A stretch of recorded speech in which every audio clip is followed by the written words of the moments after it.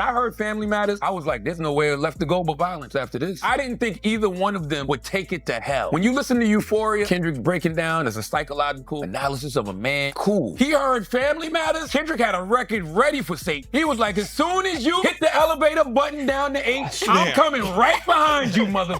Drake, OVO, the album is out right now. 3 albums, Iceman, Made of Honor, and how I pronounce the last name, Habibi. I'm gonna keep it real. Iceman, he had a lot of lines. I felt like he was mad. He took shots at... We know how you OGs rocking already, my nigga. The jig is up. White kids listen to you because they feel some guilt, and that's how your soul get fulfilled. Handing out turkeys on camera inside of your hood, then you go back to the hills. He took shots at Kendrick, DJ Khaled, A$AP Rocky. You think Rihanna too? He said your baby moms didn't post a single. J. Cole, LeBron James, Rick Ross. Every time we think Drake is gonna fail, right? He comes back all the time. Now he dropped 3 albums. Allegedly, he got out the deal. Them 3 albums was for him to get out the deal. And he got $2 billion on the table waiting for him right now. So listen, he's surpassing Jay-Z overnight. He's surpassing a lot of rappers overnight. What Drake just did was incredible. Hey, buried alive, someone come date me up. If I call up your shorty right now, she picking up. Rick Ross called Drake washed on Instagram, hours after Drake put his name in a bar on a brand new album. That's what May 15th, 2026 looks like. Drake dropped 3 albums in one night. Iceman, Habibi, and Maid of Honor. 43 songs. 0 warning. No rollout, no features teased. Just raw product dropped on the culture all at once right after a live stream event in Toronto. And Drake did not come to make friends. He came with receipts for every person who crossed him, flipped on him, or stayed quiet when they were supposed to ride during the 2024 Kendrick War. Here's every target, every bar, and every reaction. Rick Ross and Drake built together for over a decade. Aston Martin Music, Stay Skemmin', Money in the Grave, real certified hits. Then Kendrick dropped Not Like Us, and the industry had to pick a side. Ross picked Kendrick loudly. He dropped Chapane Moments, a full disc aimed at Drake, went hard on social media, and showed out for the other team without hesitation. Drake's invoice came on Make Them Pay. I was aiding Ross with streams before Adam and Ross had ever streamed. The double meaning is what makes it cold. Drake is saying he propped up Ross's career, activated his fan base, pushed his records, created his streaming foundation, and the Adam and Ross reference to the Twitch streamer reduces Ross's internet presence to something trivial. From real estate to a gaming channel, that's surgical. Ross responded within hours. He went live on Instagram, scrolled through comment sections, called Drake washed, and said he'd dropped 3 mid-projects. Then he announced his next project, Set in Stone, dropping June 12th, and positioned it directly as the burial. Iceman melted. Stone lasts forever. Before the album even dropped, Ross had already told Hot 97 that nobody fears Drake's album release. He came prepared. This beef has a whole summer ahead of it. DJ Khaled and Drake made anthems together. Khaled always brought Drake in when he needed a massive record, but during the 2024 Kendrick beef, one of the most public rap wars in history, Khaled went completely quiet. No writing, no public acknowledgement, nothing. Drake addressed it directly on Make Them Pay. And Khaled, you know what I mean? The beef was fully live. You went halal and got on your deen. The went halal line references Khaled's Muslim faith as the excuse for staying out of conflict. Drake is saying Khaled used religion as cover for a loyalty choice. Then he twists it further by bringing in the Palestinian cause, suggesting Khaled picks when to stand up for things, willing to take political positions on some issues but conveniently silence it when Drake needed him. That's not just a diss, that's an accusation about character. Khaled has been completely silent since the album dropped. For someone who moves as loudly as Khaled does publicly, that silence says everything.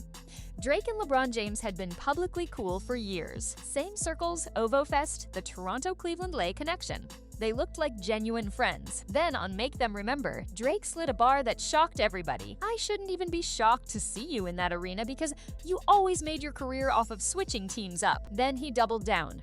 Please stop asking about what's going on with 23andMe. I'm a real one and he's not. It's in my DNA. The 23andMe line hits 2 ways: DNA testing company and LeBron's jersey number throughout his career. Drake is calling him fake. On National Treasures, he went even more specific about Toronto. We must have been dealing in the spur of the moment, cause why did we think you could get us a ring? They bragging about how you went home. Drake is connecting LeBron directly to Toronto's broken basketball dreams. It's personal for the city and personal for Drake. LeBron has not responded publicly, which isn't surprising. But when the biggest rapper in Canada calls the biggest basketball player in the world fake and gets nothing back, people notice. The A$AP Rocky situation has been simmering for years with Rihanna in the middle of it. Drake and Rihanna had a long on and off situationship. Rocky and Rihanna built a family together. Drake never let it go. On Burning Bridges, he snapped, "Your baby mama ain't even post your single. Damn, where's she at?" He's weaponizing the fact that Rihanna didn't promote Rocky's music on social media. In celebrity relationships where Instagram engagement equals public endorsement, that's a specific and pointed observation. Then on Firm Friends, Drake went full nuclear, spelling out a direct insult with Rocky's name embedded in it, letter by letter on wax. He wanted zero ambiguity about who that bar was for. Rocky hasn't formally responded. He and Rihanna have been doing family things, but at this level of aggression, something will have to give. J. Cole is one of the most respected names in rap. In 2024, when the Kendrick-Drake war started, Cole dropped a response record, and the internet went wild. Then he pulled it, apologized, stepped back, and came out on a festival stage asking for peace while Kendrick was still actively tossing grenades. The streets called it a tap-out. Drake put it plainly on Make Them Pay. "I could have fell back like the married rapper, but we engaged." Then later, "I stood 10 toes and accepted the mission, 'cause I'd rather death than submission." Drake is positioning himself as the soldier who stayed while Cole folded. He uses Cole's marriage, his peace posture, and his exit from the war as a character contrast. "I stood, you didn't."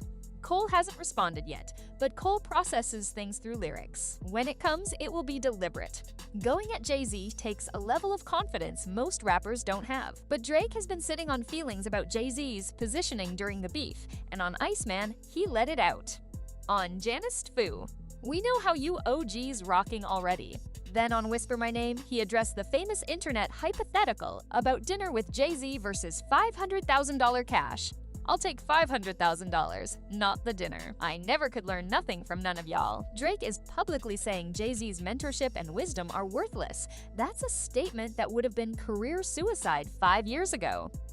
He's also pulling in the streaming controversy angle, suggesting Jay-Z's circles had involvement in things that hurt him during the 2024 beef, and that nobody in media is asking the right questions. Jay-Z hasn't responded. Hov famously doesn't move fast, but Drake is genuinely trying to light that fuse. Kendrick isn't a chapter in Iceman. He's the spine of the entire thing. Every other diss in this album exists because of 2024. On Dust, "What was the year you said you had slaps? 'Cause I don't remember it going like that. I don't remember one word of your raps." Then the bar that sparked the most debate. "White kids listen to you 'cause they feel some guilt, and that's how your soul gets fulfilled.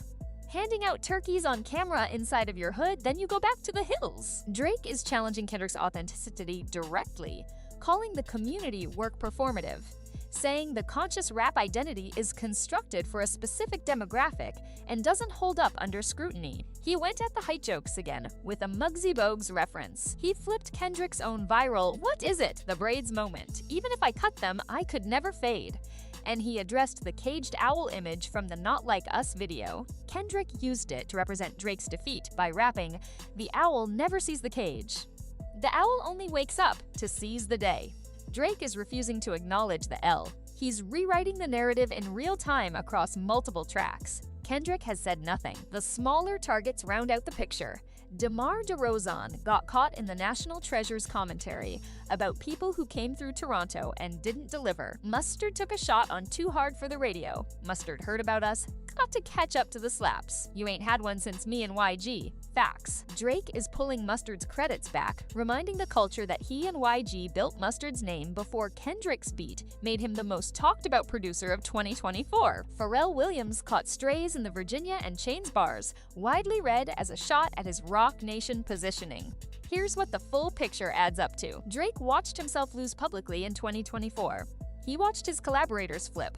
He watched his former allies go quiet, and instead of one clean, focused response, he came back with 43 songs and opened every front at once. The volume is the strategy. When there are 15 active beefs running simultaneously, no single response can be the main event. The culture fragments. Debates split in 50 directions. Drake stays relevant in every conversation. Ross is the only one who's moved so far. June 12th is the date.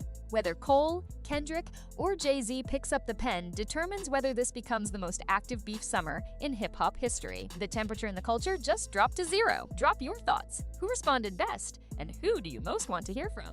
Subscribe for every update as this plays out.